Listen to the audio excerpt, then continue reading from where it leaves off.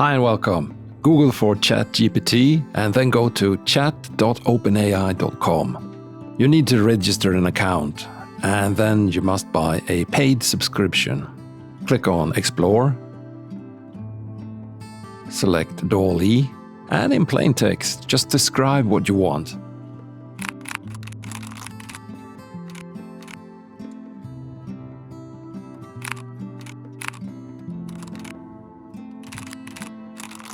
You can always ask the machine AI to change things.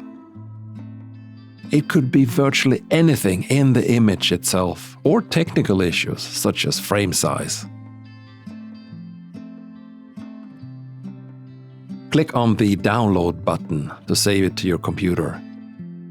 And if you want, you can always make additional changes in your favorite software.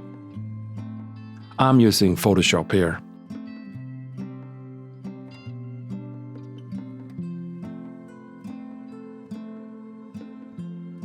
Good luck with all your images.